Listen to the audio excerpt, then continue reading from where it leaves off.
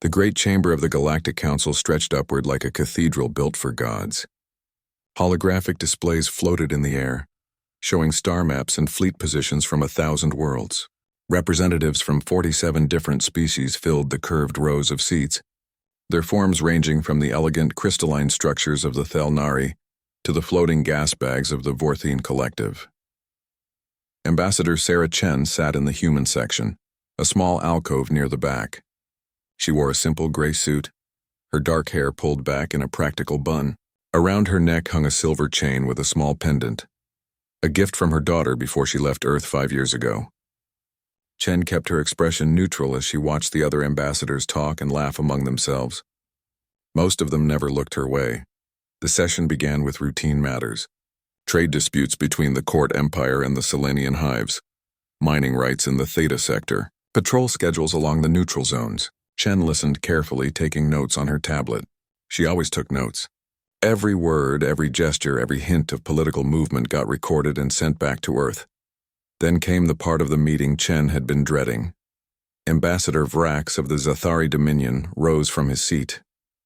The Zathari were tall creatures nearly 3 meters high, with 4 arms and skin that shimmered like polished brass. Vrax was old for his species, which made him dangerous. The old ones had survived the brutal politics of the Dominion by being clever and ruthless.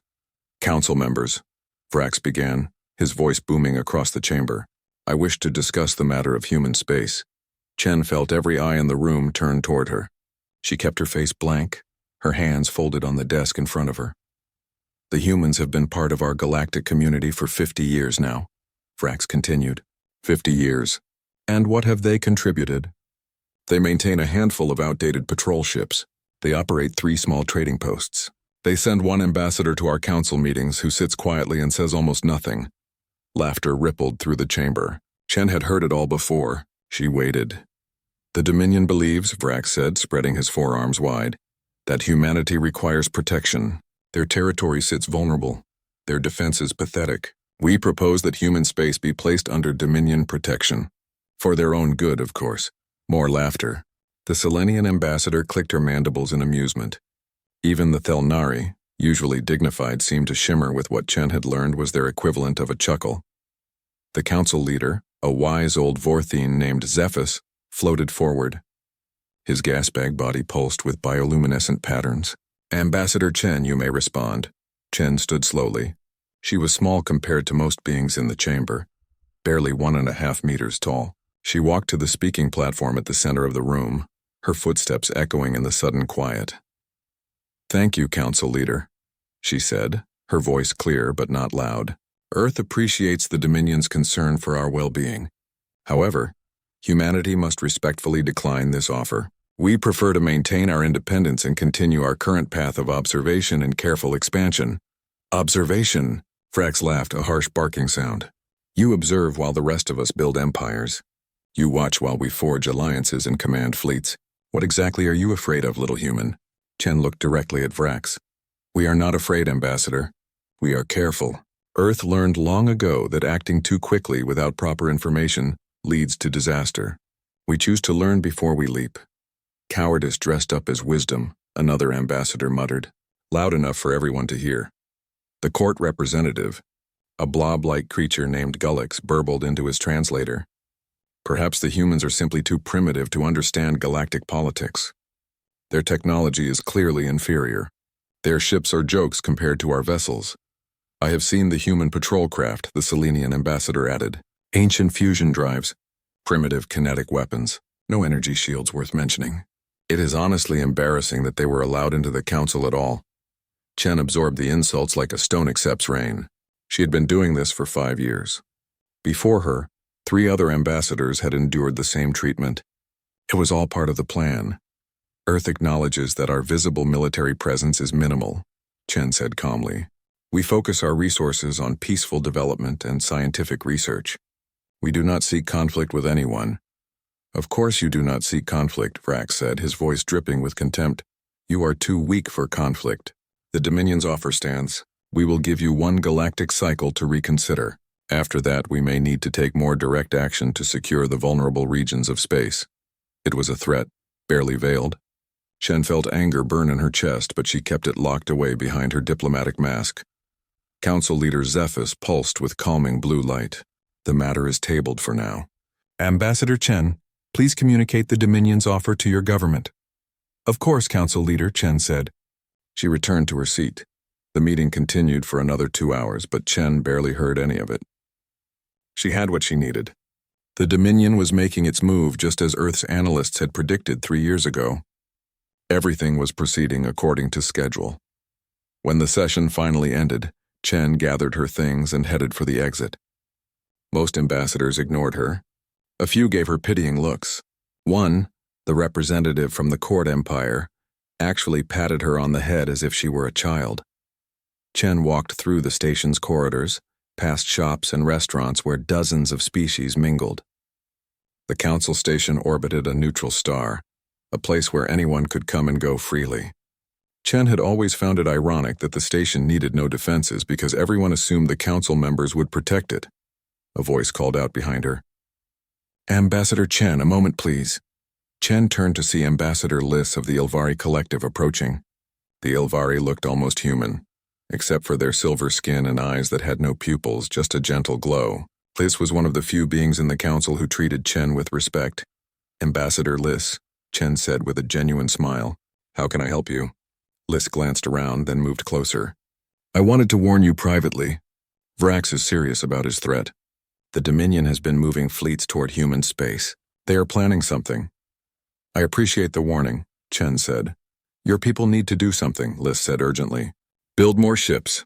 Form alliances. Ask for help. The Ilvari would support you in the council, but we cannot protect your territory alone. Chen reached out and gently touched Liss's arm. Thank you, my friend, truly. But Earth has its own plans. Liss's glowing eyes dimmed with worry. I hope so. I do not wish to see humanity become another forgotten species. They parted ways and Chen continued to her ship. It was a small diplomatic vessel, crew of 12 with basic engines and minimal weapons.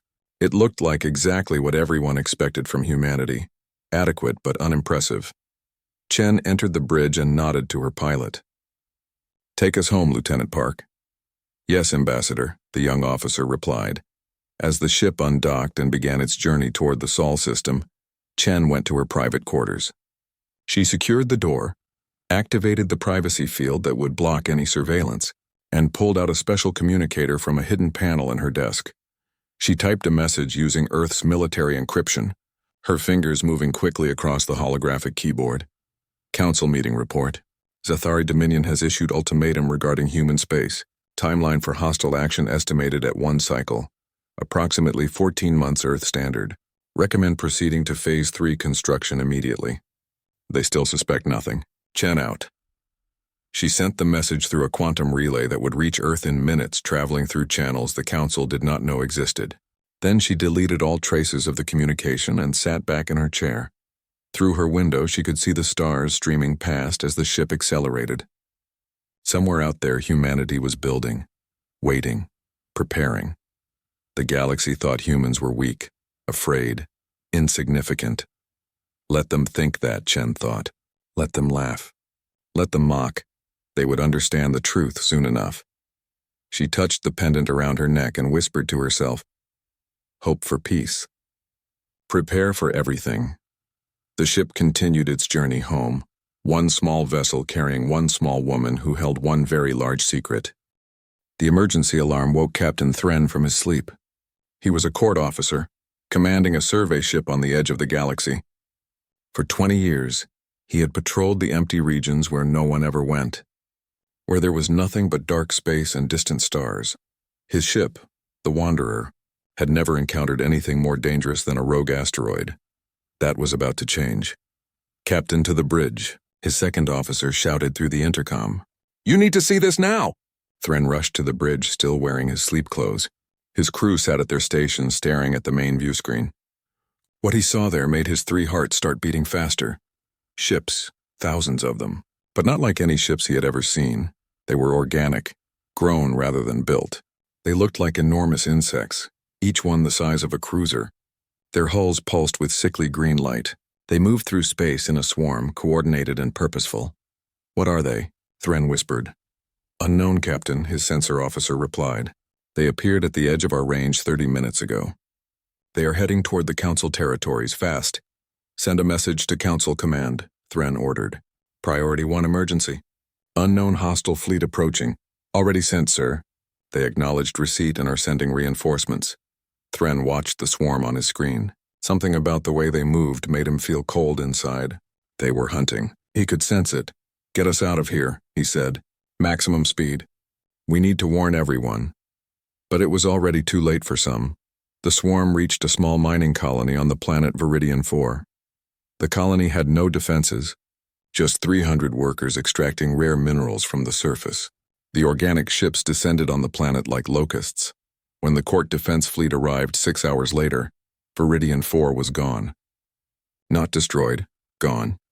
The entire planet had been stripped down to its core, every bit of matter and energy consumed, absorbed into the swarm. The news hit the Galactic Council like a shockwave. Ambassador Chen sat in another emergency session, watching the chaos unfold. The holographic display showed the swarm's advance, updated in real time. They were calling the invaders the Devourers. It was an appropriate name. How is this possible? The Selenian ambassador demanded. Nothing can consume an entire planet in hours. They do not just consume, a Thelnari scientist explained, his crystalline body refracting the display light into rainbow patterns. They convert. Every bit of matter becomes part of their swarm. Every ship we send against them, if destroyed, becomes resources for more of their vessels. Where did they come from? Council Leader Zephys asked, his gas bag body pulsing with agitated red patterns. Outside our galaxy, the scientist replied. They traveled through the void between galaxies. Our long-range sensors detected nothing because we were not looking for biological signals on that scale. Chen listened and took notes. She had already sent 3 reports back to Earth. The response was always the same. Watch and wait. Do not reveal anything yet. Ambassador Vrax of the Zathari Dominion stood up, all 4 arms raised. Enough talk. The Dominion will crush these creatures. We have the largest fleet in the galaxy. We will meet them in battle and destroy them. Ambassador Vrax, perhaps we should coordinate our response, Zephys suggested. The Dominion needs no coordination, Vrax said proudly. We will handle this threat alone. When we succeed, the Council will remember who protected them. 3 days later, the Zathari Dominion launched their attack. 10,000 warships, the pride of their empire, jumped into the Kalos sector to meet the Devourers. It was the largest battle fleet ever assembled. Vrax himself went with them, commanding from his flagship the Emperor's Wrath. Chen watched the battle through the Council's long-range sensors. At first it seemed like the Dominion might win. Their weapons tore through the organic ships, destroying hundreds of them. Energy beams and missiles filled space with fire. Then the Devourers adapted. Their hulls changed, becoming resistant to the Dominion's weapons. They swarmed the larger ships, tearing through shields and armor. When a Zathari vessel exploded, the Devourers absorbed the debris and energy, growing stronger. The battle lasted 4 hours. At the end, 3 ships escaped. 10,000 became 3. Vrax was not among the survivors. The Council chamber fell into stunned silence when they received the report. The Zathari Dominion, the greatest military power in the galaxy, had been shattered in a single engagement. This is impossible, someone whispered. But it had happened, and the Devourers kept coming. Over the next 6 months, the Council threw everything they had at the swarm. Joint fleets from a dozen species, coordinated attacks, new weapons, desperate tactics. Nothing worked. The Devourers adapted to every strategy, learned from every engagement. Colonies fell one after another. Billions died or fled before the advancing swarm. The great empires of the galaxy discovered they were not so great after all. The Council began to fracture. Some species wanted to negotiate with the Devourers, though no one knew how to communicate with them. Others wanted to flee, to abandon the galaxy and try to reach somewhere beyond the swarm's advance. A few blamed humanity. The Devourers came from outside the galaxy, a Selenian military commander said during one heated session. They entered near human space. Perhaps the humans brought them here. Chen stood to respond, her voice tired but steady. We did not bring them. We are as threatened as everyone else. Then where is your fleet? The commander demanded. Where are your ships? Every species has contributed forces to fight the Devourers. Even the smallest colonies have sent what they can. But humanity sits in their system hiding. We are evacuating our outer colonies, Chen said. It was true. Earth had pulled back every visible human presence to the Sol system. We lack the military strength to face the Devourers in open battle. Cowards. Someone shouted. Chen sat down and said nothing more. Let them think what they wanted. It did not matter now. The Devourers continued their advance, unstoppable. They consumed the court homeworld. They shattered the Selenian hive fleets. They turned the beautiful crystal cities of the Thelnari into raw materials for more ships. The galaxy was dying, and no one could stop it. Chen sent her reports to Earth every day. The messages she received back were always brief. Hold position. Maintain cover. Phase 3 is almost complete. Whatever that meant. The worst moment came when the Ilvari Collective made their stand. Ambassador Liss had returned home to help with the defense. The Ilvari had always been peaceful, but they fought bravely when the Devourers reached their territory. Chen watched the reports with a heavy heart. The Ilvari lasted longer than most. They used unconventional tactics, hit-and-run attacks, and guerrilla warfare among the asteroids of their home system. They destroyed hundreds of Devourer ships, but in the end, the swarm overwhelmed them. Chen received a final message from Liss 2 days before the Ilvari homeworld fell. It was a short video, showing Liss in a military bunker, silver-skinned pale with exhaustion. Sarah, Liss said, using Chen's first name for the first time, if humanity has any secret weapons, any hidden strength, now is the time to reveal it. The galaxy needs help. We need hope. Please. The transmission ended. Chen sat in her quarters on the diplomatic station staring at the blank screen. She wanted to help. She wanted to tell Liss that help was coming. But she had her orders. The Ilvari homeworld fell the next day. The Devourers were now only 6 jumps away from human space. Their vanguard forces had begun probing the outer edges of Sol's territory, testing for defenses. The Council held what many thought would be their final session. Half the species had stopped sending representatives. Many had fled to distant regions of the galaxy. The Great Chamber felt empty and cold. Council leader Zephus, looking dimmer and older than Chen had ever seen him, addressed the remaining members. We face extinction, he said simply. We have lost every major engagement. We cannot stop them. I am opening the floor to any final suggestions. No one spoke. Chen stood slowly. Everyone turned to look at her, the representative of the weak, frightened humans who had contributed nothing to the war effort. Earth has a suggestion, she said quietly. What could humans possibly offer now? Someone muttered. Chen ignored the comment. We request that all remaining Council forces pull back to defensive positions around their homeworlds. Stop sending ships to die in futile attacks. Conserve your strength. So we should just give up? The Selenian representative demanded. No, Chen said. But you need to stop sacrificing your people uselessly. The Devourers are approaching human space. We will deal with the vanguard forces. Laughter, bitter and exhausted, filled the chamber. You will deal with them, someone said. With what ships? Your 6 patrol boats? Chen allowed herself a small smile. You will see soon enough. She sat down and sent one final message to Earth. They are almost here. It is time. The response came back within minutes, acknowledged. Phase 4 authorized. Admiral Wei is ready. Show them who we are. Chen leaned back in her seat and waited. The galaxy had laughed at humanity for 50 years. The laughter was about to stop. The Devourer scout fleet entered the Sol system with confidence born from 100 victories. 200 organic warships, each pulsing with that characteristic sickly green light spread out in a hunting formation. They had consumed entire civilizations. One primitive human system would barely slow them down. The swarm mind that controlled them processed data from 1,000 sensors. It detected the inner planets. Mercury, Venus, Earth, Mars, small colonies on Mars and some moons, a scattering of old defense satellites around Earth. Exactly what their long-range observations had shown. Weak. Easy prey. The fleet moved deeper into the system, passing the asteroid belt without concern. Those rocks would be consumed on the way back out.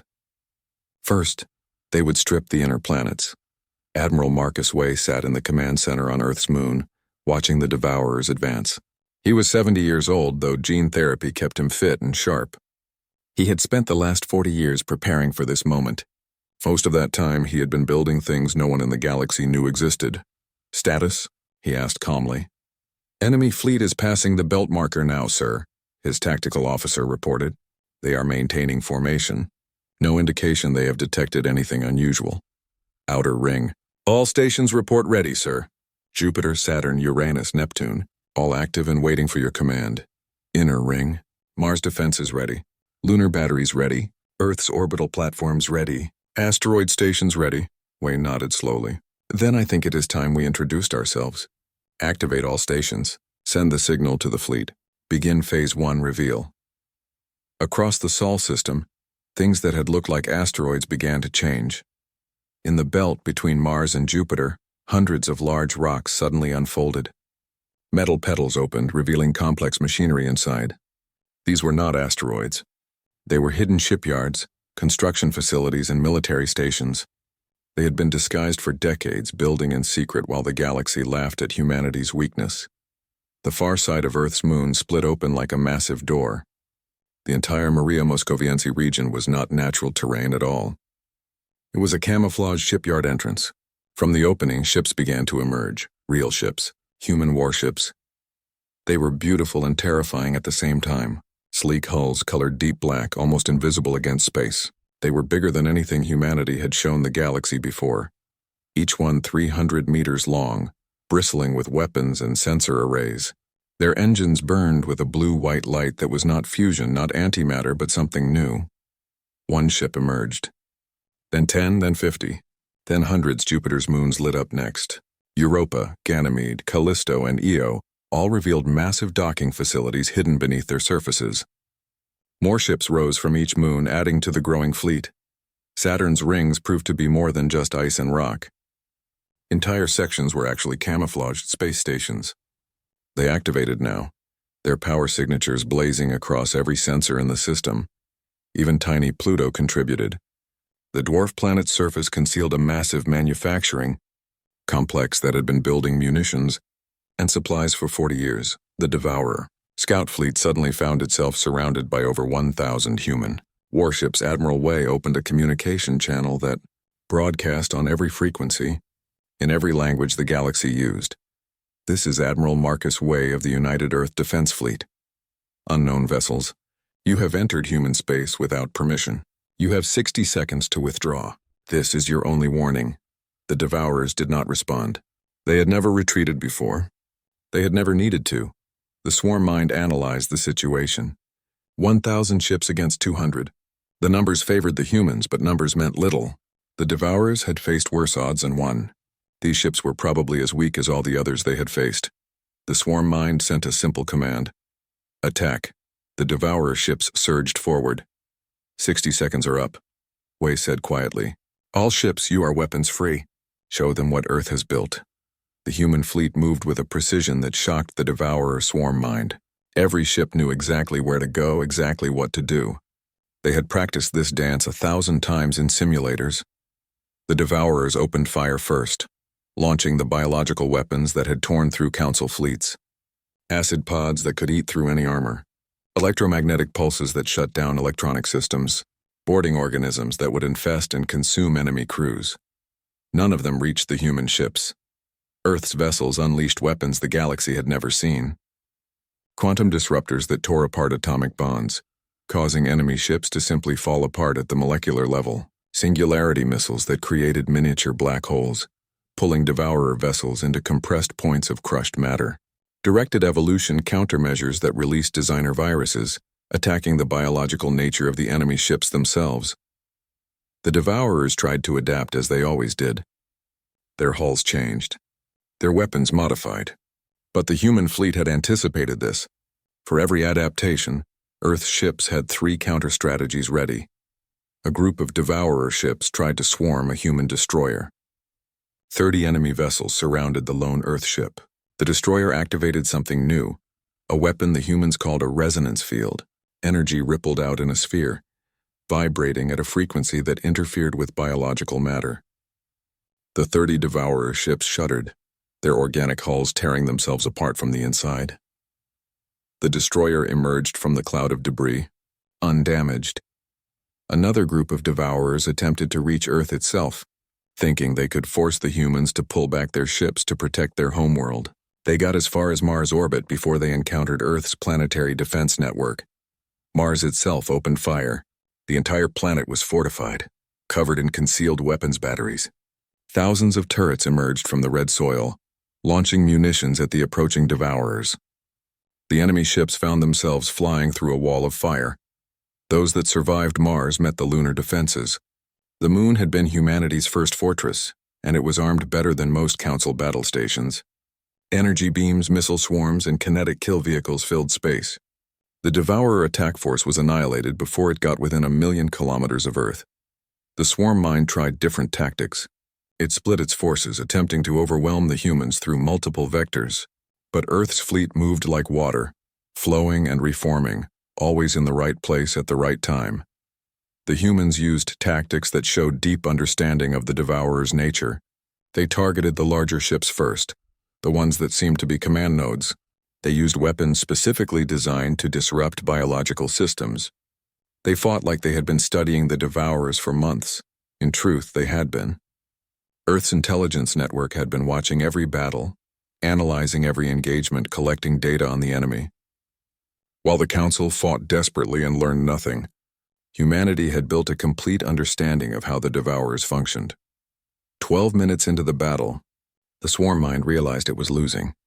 14 minutes in, it tried to retreat, too late. The human fleet had positioned itself perfectly. Every escape route was blocked. The Devourers were trapped. No mercy, Admiral Wei said. These things consumed billions. They deserve none of our compassion. Destroy them all. The human fleet closed in like a fist. The remaining Devourer ships tried to fight, tried to flee, tried to adapt. Nothing worked. The quantum disruptors tore them apart. The singularity missiles crushed them. The evolution countermeasures rotted them from within. 14 minutes and 37 seconds after the battle began, the last Devourer ship exploded into fragments. The Sol system fell silent. Admiral Wei stood and stretched. Around him, his command staff sat in stunned disbelief at how easy it had been. They had won without losing a single ship, without even taking significant damage. Send the battle footage to Ambassador Chen, Wei ordered. All of it. Every angle. Make sure the entire Galactic Council sees what just happened here. Yes, sir, his communications officer replied. Wei walked to the viewing window and looked out at Earth.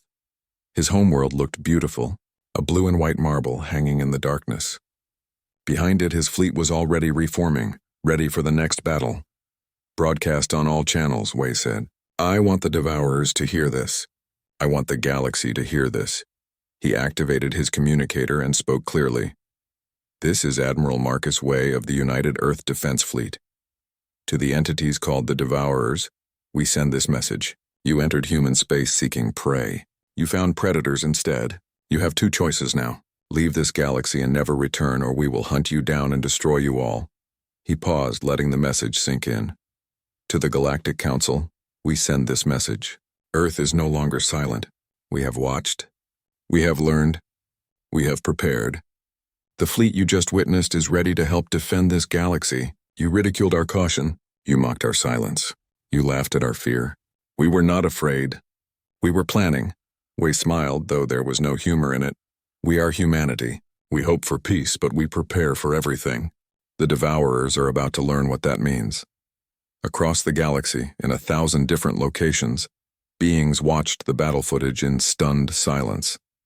The humans had been hiding a fleet, an advanced, powerful, devastating fleet. The emergency session of the Galactic Council convened 12 hours after the Battle of Sol. Every surviving species sent representatives. Even those who had fled came back.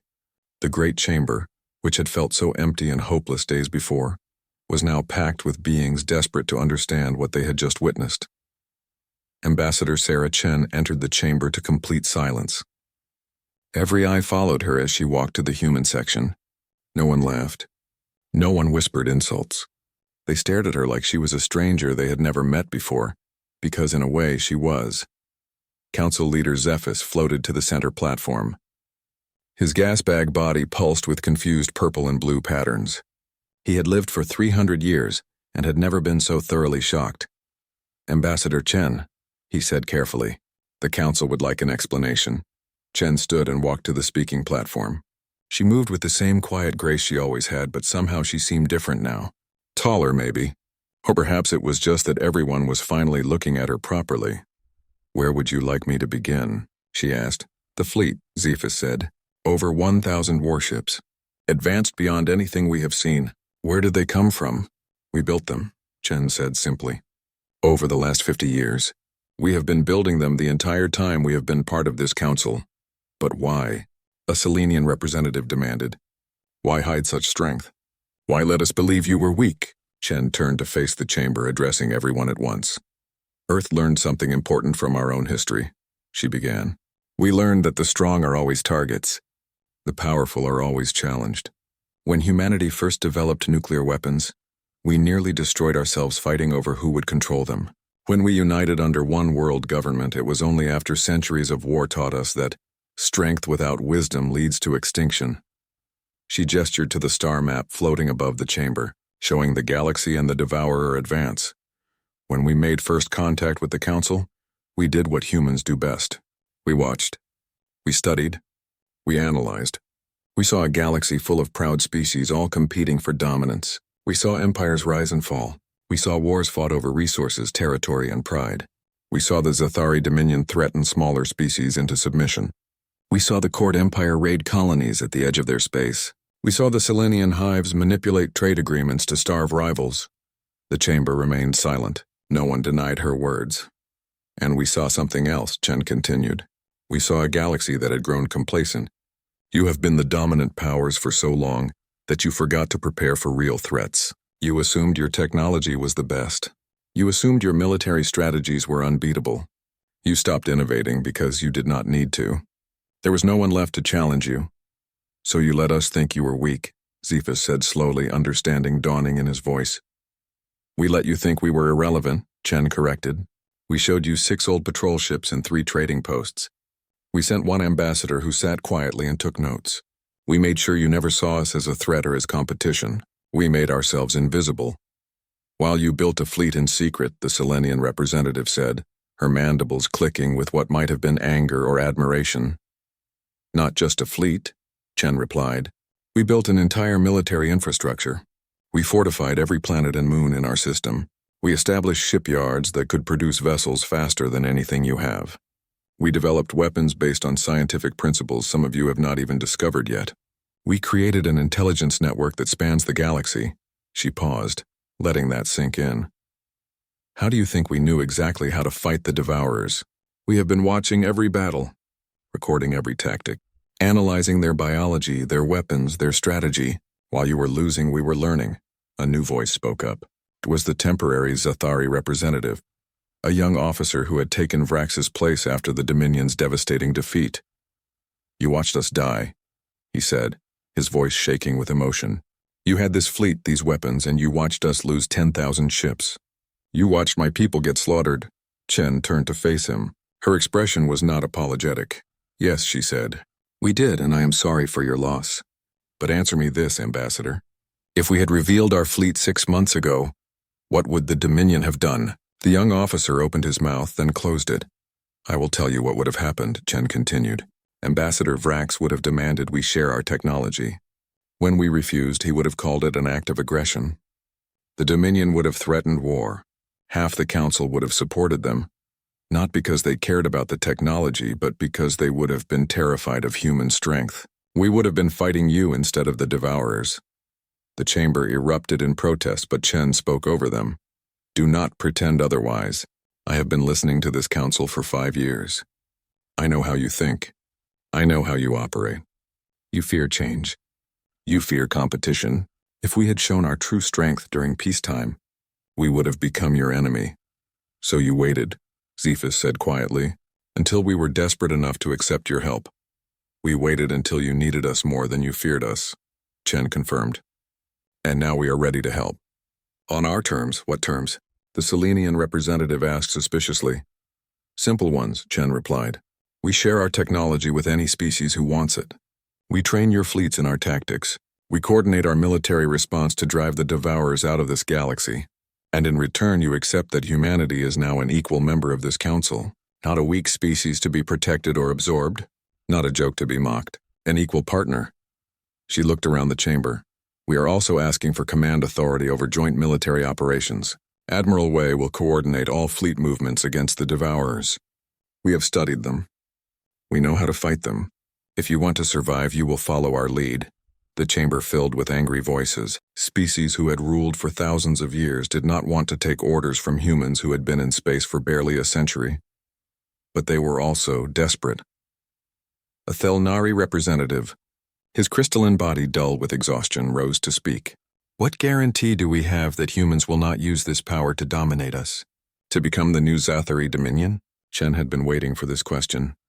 You have no guarantee except our word, she said honestly. But consider this. We had the power to dominate you for years. We could have revealed our fleet during peacetime and demanded submission. We could have let the Devourers destroy you completely, then claimed the empty galaxy for ourselves.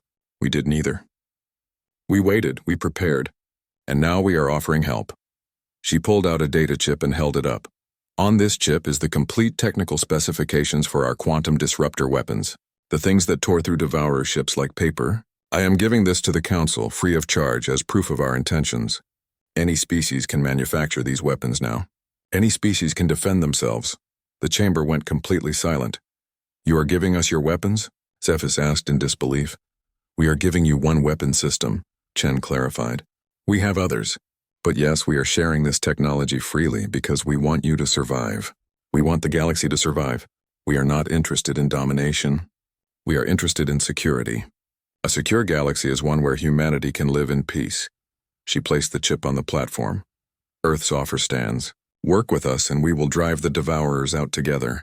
Refuse and we will defend our own territory and leave you to face them alone. The choice is yours. For a long moment no one spoke. Then the temporary Zathari representative stood.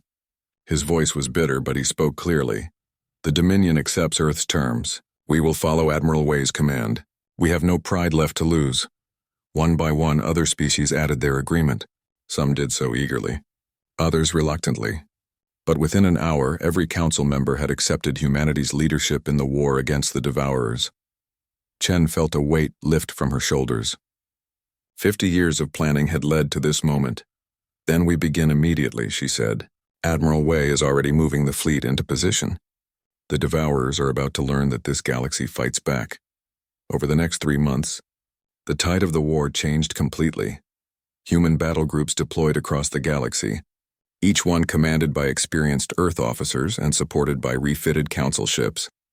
The humans taught their new allies how to fight the Devourers effectively. Do not let them adapt, Admiral Wei explained during a joint training session. Hit them fast, hit them hard, and give them no time to modify their defenses. Use multiple weapon types simultaneously. Keep them off balance. The strategy worked.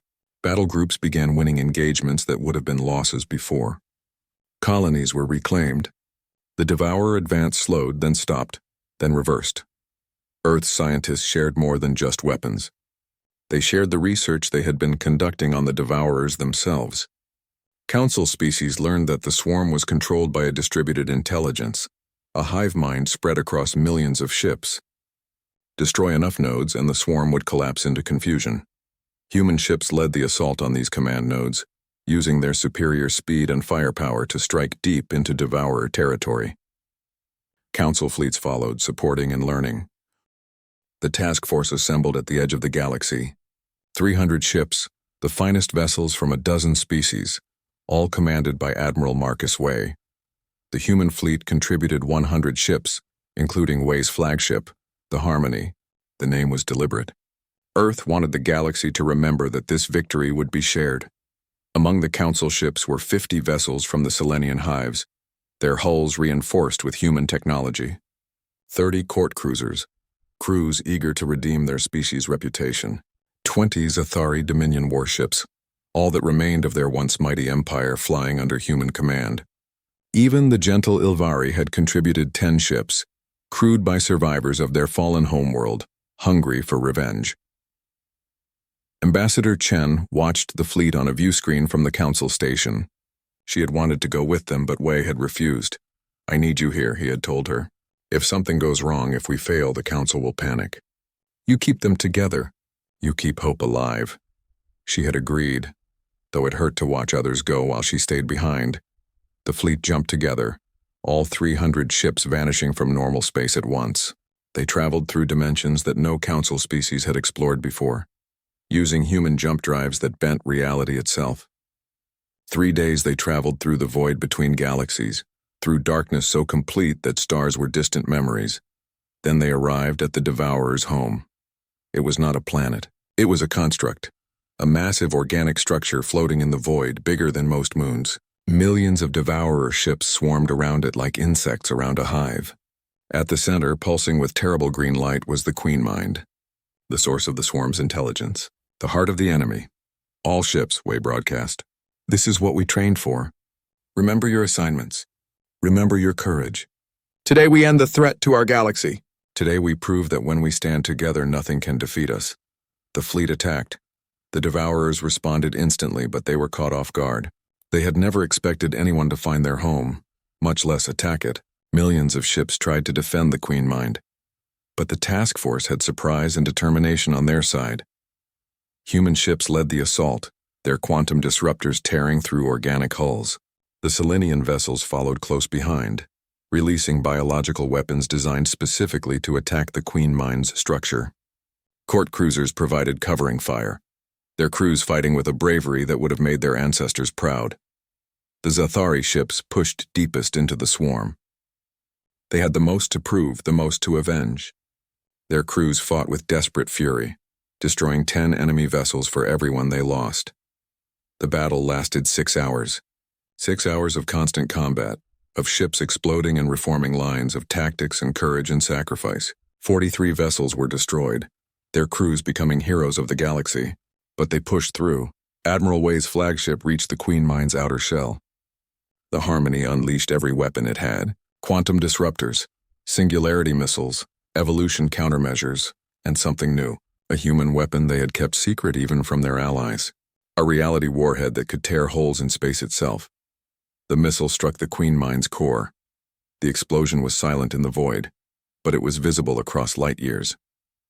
The Queen Mind shattered, its distributed intelligence fracturing into millions of pieces, each one dying as it lost connection to the whole. Across the galaxy, every Devourer ship suddenly stopped moving. Their coordination vanished. Their intelligence disappeared. They became nothing more than organic machines without purpose or direction. The task force jumped back to the galaxy, victorious. The news spread across the Council territories faster than light. The Devourers were defeated. The Queen Mind was destroyed. The galaxy was saved. Ambassador Chen stood in the Council chamber 1 month later, addressing the largest gathering in the Council's history. Every species had sent representatives. Even species that had never joined the Council before came to witness this moment. The chamber had been rebuilt, expanded, ready for a new era. Council leader Zephus floated at the center, his body glowing with bright, happy colors for the first time in a year. We gather today, he announced, to honor those who saved our galaxy, to remember those who fell in battle, and to determine our path forward. He turned to Chen. Ambassador Chen, the Council has voted. We offer humanity a permanent seat on the Security Council, with full voting rights and authority over military affairs. We recognize Earth as one of the great powers of our galaxy. Chen stood and walked to the platform. She had prepared a speech, something diplomatic and gracious. But standing there, looking at the faces of beings who had once laughed at her, she decided to speak from the heart instead. The Council offers honor and recognition, she said, and Earth accepts with gratitude. But I want to be clear about something. We did not fight this war for power. We did not reveal our strength for domination. We did it because it was necessary. She gestured to the holographic display showing the Devourer War's timeline. For 50 years, humanity studied this galaxy. We saw an old civilization, comfortable and proud. We saw species who had forgotten that threats exist beyond their borders. We saw military forces built for intimidation, rather than real war. We saw a galaxy unprepared for true danger. You are saying we grew weak, a Selenian representative said, not with anger, but with honest assessment. I am saying you grew complacent, Chen replied. And it almost destroyed you. The Devourers were not the first extragalactic threat in history. Your own records show at least 3 others over the last million years, but each time the galaxy survived, rebuilt, and then forgot. The survivors thought they were invincible. They stopped preparing. They stopped innovating. She looked around the chamber. Humanity prepared because we were afraid, not of you, but of the universe. We knew we were newcomers to a dangerous galaxy. We knew there would be threats we could not imagine. So we built. We planned. We hoped for peace but prepared for everything. The temporary Zathari representative stood. He was young, but the war had aged him. His people had been humbled, their pride shattered by defeat and then rescued by the species they had tried to absorb. Ambassador Chen, he said, his voice steady. I must ask the question everyone is thinking. How long were you planning to wait before helping us? If the Devourers had not come, would you have revealed your fleet at all? Chen had known this question would come. She had debated with herself about how to answer it. In the end, she decided on honesty. If the Devourers had not come, we would have continued watching, she said. We would have kept building, kept hiding, kept preparing. We would have revealed ourselves only when absolutely necessary. Even if we begged for help? The Zathari asked. Yes, Chen replied. Because without the Devourers, you would not have been desperate. You would have been demanding. You would have seen our strength as a threat, not as salvation. You would have tried to control us, to absorb us, or to destroy us. Ambassador Vrax made that clear when he threatened to invade human space. The young Zathari's face showed shame, but he nodded. He could not deny the truth.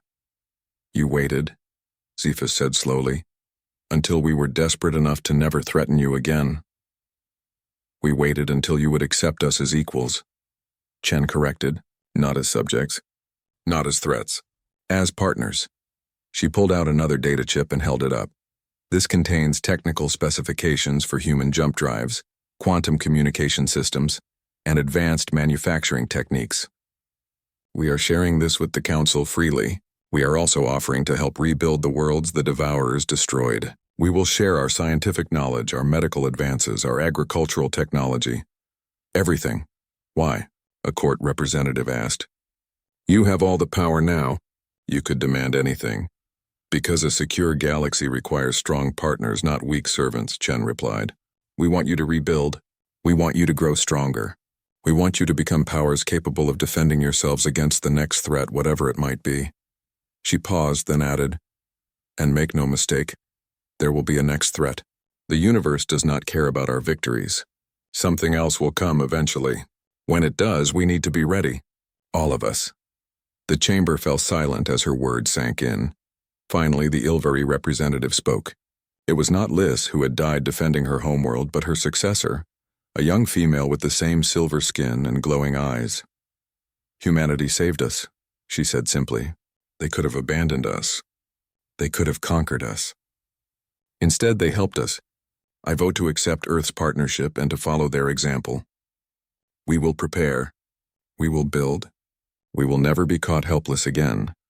One by one, other species added their agreement. Even the proud Zathari, humbled by war, voted yes. The Council had a new direction, a new purpose. Ambassador Chen returned to Earth 3 months later. She had spent 5 years in space, 5 years playing her role as the quiet, unimportant representative. Now she was coming home. Her shuttle descended through Earth's atmosphere, through the blue sky she had not seen in so long. The planet looked unchanged, still beautiful, still peaceful. But Chen knew better. She knew what was hidden beneath the surface on the moon's far side, in the asteroid belt. She landed at the military spaceport in New Geneva, where the world government had its headquarters.